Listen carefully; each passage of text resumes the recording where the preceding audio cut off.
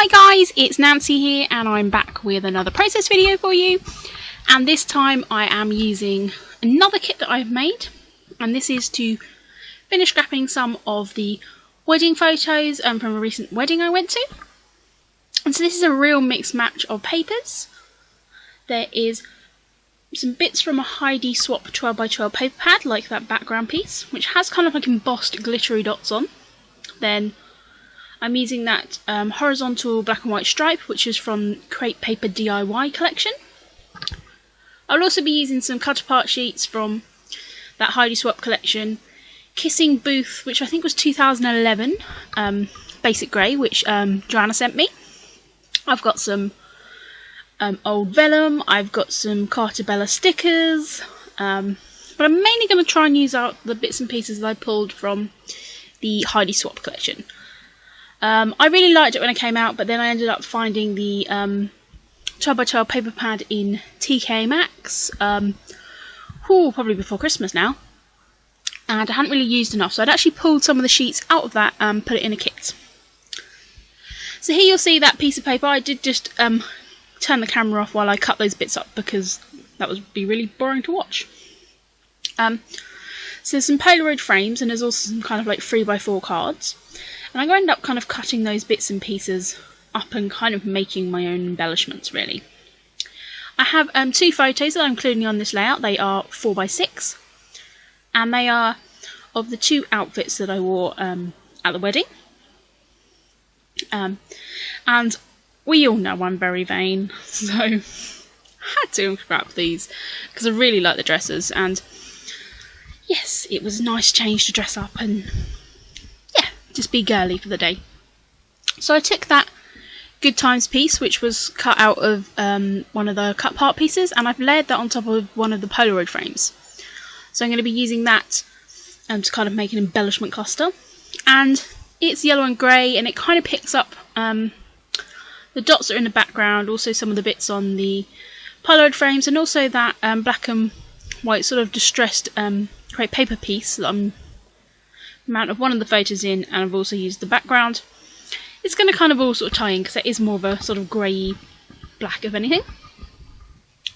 As I said, I've also pulled out a piece of vellum which has kind of silver on it, so I'm going to add a few more ink splashes to the bottom here, just because I'm going to be clustering there in the bottom, and hey, it's what I do. So I'm just using the coral, and I'm also using the grey dilutions, and I'm going to be taking my black ink just to ink all the edges here, because there is cream and there is white on here, so just inking the edges is just going to help tie everything in together. I have mounted those photos, so one of them is on the same black and white as the diagonal as the background, which I do a lot, and the other is on a piece of pink chevron, which again is from the Heidi Swap collection. So I wanted to put them on a little jaunty angle because hey, why not? And you know, I find when I'm doing kind of two photos, and there was kind of like, you know, my suitcase and bits in that one there, so I thought just overlap them a bit and it covers up a little bit of that detritus in the background. So of course I'm then going to be able to be putting all the other layers a little bit on the hue, because then it's going to look like I done it on purpose. Again, just cutting some bits and pieces up from that cut apart sheet, just trying to use it up really, because as I said, I did get the 12x12 paper pad, and there's kind of two of all these sheets in there, so I wanted to use them up where possible. And I said, I like these Polaroid frames, and did end up sort of cutting those up a bit to sort of spread them across the layout because they're so pretty, and again they've got the kind of like glossy glitter bits on them. So I'm going to just be tucking them in, creating some little layers there. I ended up with a weird little dead space there, which I'm going to address at a later date, but yes, it was just kind of a weird space where I had kind of trapped space and several layers going over and bits not really matching. So I do end up kind of fussing around quite a lot with that little place. I want to make sure a few little bits are sort of coming away from there, because I know I am sort of mounting it on that background piece, so a little bit, you know, as long as it's not sticking out too far, should be fine. So, as I say, you can see me here just fiddling around with all those layers. And actually this is pretty simple layering wise. I don't add too many layers. It's kind of more, I suppose it is layering, but it's more pieces of paper at sort of different angles. I know what I'm saying, but I'm probably not saying it very clear. So I'm now taking some of the border strips and different pieces off that basic grey sticker sheet. I love that sticker sheet. And I was like, I put it in the pack because I wanted to use it because I love it so much. But then every time I looked at it, I was like, oh, I don't know whether to use it. But it had some beautiful flowers on there, so I decided to use it. And I was really ruthless, and I was like, yep, just cut it in half, and then you will use it on this layout. So I ended up tucking it in there, and it fills in perfectly that strange gap that was bothering me so much. And again, the pinks and the tones in it just work really, really well with the other pieces of paper that I've used. And again, there's some smaller flowers as well. So I'm just going to be looking at building up some different clusters here around the layout. And I mean, some of them are slightly more realistic flowers than others, but I'm okay with that. And I said I really just like how it just adds that little, I don't know, kind of like floral effeminate touch. Especially as I'm going to be talking about being girly and sort of dressing up, so. Again, just playing around here, decided I needed to add a little bit of more height there because I had that banner at the bottom, so I've added that banner at the top. And looking at this now, I probably should have added another banner at the side, but I didn't. Again, so I'm just looking at some offcuts. I've got a vellum here, and if I could possibly use those. This is very much a way that, I kind of look at all my scraps as I'm putting them away.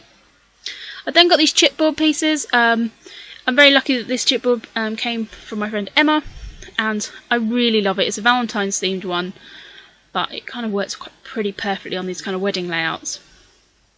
And I am really, really being, I don't know, I'm kind of saving them because I love all the bits on there so much, but which I know is silly, but I really do love the bits on there, so I'm trying to save them where possible. This other one is from the Craft Market, so I was just looking to see if any of those worked on there. And again, this is an older one from, I'm not quite sure where that one's from actually. But I just ended up using the month tab on there. And again, I like to kind of balance out my pieces of chipboard. So I've got a piece of chipboard at the bottom, that label at the top, and then I've now put that other sort of bracket piece.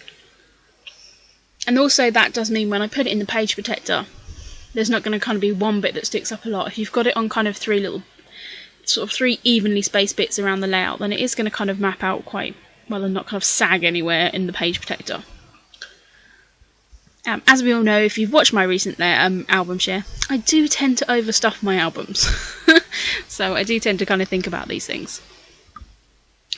So I've just added it onto the background. I'm adding a little bit more grey mist just to tie everything in together. And now I'm going to be looking at putting my title on. Just sticking a few other little bits and pieces. I had a little heart that was on my desk and I thought I will use that. Again, I've got some other little bits and pieces that I just kind of keep in this little pot near my desk, which is just kind of left over from various different bits and pieces. I'm just seeing if any of those worked. So as I said, I'm trying to use up my thickers. So I'm going to be kind of looking at what I pulled out for that. But then in doing that, I also find some more embellishments that I put in with this wedding kit. There's some Studio Calico stickers, or these 7 paper ones, or well, it's the same difference really. So I'm just looking at maybe adding those in. I'm also kind of just pulled out these, which I think are from My Mind's Eye, which I've had for quite a while.